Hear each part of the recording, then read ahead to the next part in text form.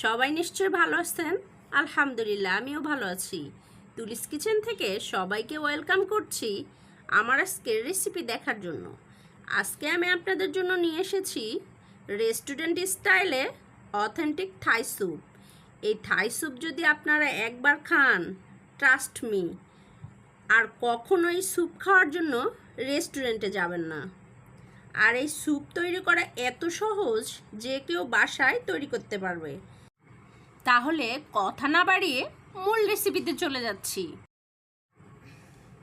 প্রথমে আমি চুলায় একটি হাঁড়ি বসিয়ে দিয়েছি। এখানে আমি 1 লিটারের একটু বেশি পানি দিয়ে দিব। আর এখানে দিয়ে দিচ্ছি 600 গ্রামের মতো মুরগির হাড়। এটা দিয়ে আমি স্টক বানিয়ে নেব।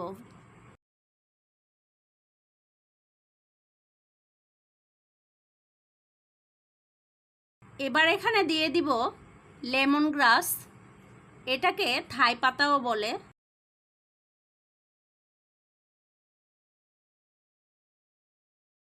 এবার দিয়ে দিচ্ছি 3 টুকরো থাই আদা, এটাকে গ্যালাঙ্গালও বলা হয়, 2 নামেই পরিচিত।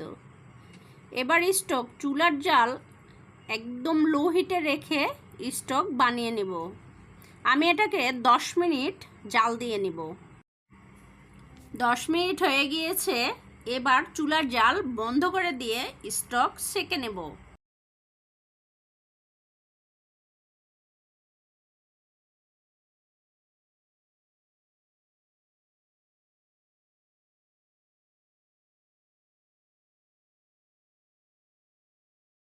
আমার স্টক একদম রেডি হয়ে গিয়েছে। এবার আমি এটাকে এক সাইডে রেখে দেব। আমি এখানে 1 কাপ ব্রয়লার মুরগি জুলিয়ান কাট করে কেটে নিয়েছি। আর নিয়েছি 12টা চিংড়ি মাছ। আমি চিংড়ি মাছ সুন্দর করে কেটে ধুয়ে নিয়েছি এবং আমি লেজটা রেখে দিয়েছি। আপনাদের যদি লেজ ভালো না লাগে আপনারা ফেলে দিতে পারেন। আর আমার লাগছে মাশরুম। আমি এখানে ক্যান মাশরুম ইউজ করছি। বাজারে যে কৌটার মধ্যে মাশরুম বিক্রি করে আমি ওগুলোই নিয়েছি। আর আমার লাগবে আদা। আমি এখানে থাই আদা নিয়েছি, এটা গ্যালাঙ্গাল নামেও 2 নামেই পরিচিত। আর লাগবে থাই পাতা অথবা লেমন গ্রাস। আমি এখানে থাই পাতা কেটে ধুয়ে নিয়েছি। আমি এখানে একটি প্যান নিয়েছি, এটার মধ্যে প্রথমে দিয়ে দিব চিকেন। এবার দিয়ে দিচ্ছি চিংড়ি মাছ।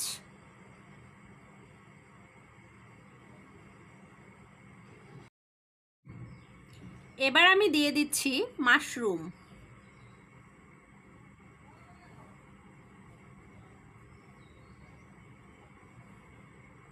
এবার দিয়ে দিব 3টি হাঁসের ডিম। আমি এখানে ডিমের সাদা অংশ রেখে দিয়েছি, আমি শুধু কুসুম ব্যবহার করছি।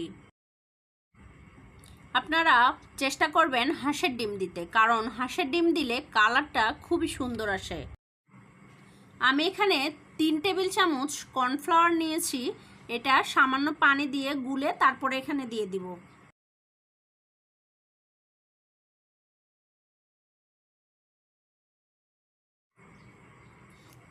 আমি এখন এটাকে হাত দিয়ে খুব ভালো করে মেখে নেব। কুসুমটা খুব ভালোভাবে মেশাতে হবে। মাখানো হয়ে গিয়েছে। এবার দেব থাই পাতা। আর দিয়ে দিচ্ছি 4 টুকরো থাই আদা। এই থাই আদা থাই পাতা আপনারা বড় বড় সুপার শপে পেয়ে যাবেন। এখন দিচ্ছি চিকেন স্টক। আর দিচ্ছি 5টা কাঁচামরিচ। ভালো করে নেড়ে চেড়ে একটু মিশিয়ে নেব। এবার দেব হাফ কাপ চিলি সস। আর দেব হাফ কাপ টমেটো সস। এখন সস খুব ভালো করে নেড়ে চেড়ে মিশিয়ে নেব।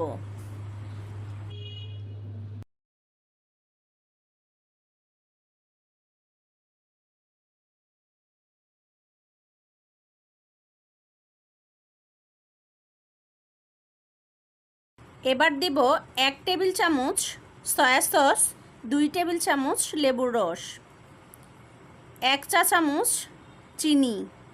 খুব ভালোভাবে নেড়ে মেশাতে হবে এবং এটা অনবরত নাড়তে হবে, তা না হলে এটা কিন্তু তলায় লেগে যেতে পারে।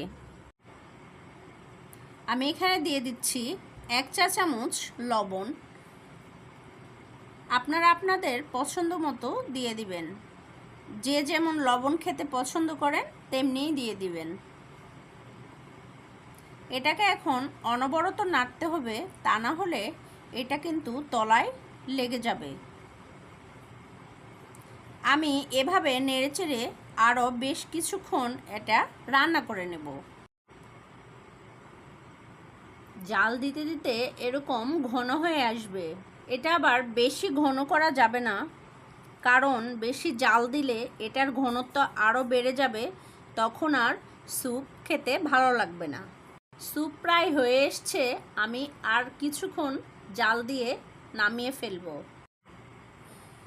স্যুপ হয়ে গিয়েছে, এবার আমি চুলার জাল বন্ধ করে দিব আর স্যুপ গরম গরম পরিবেশন করব।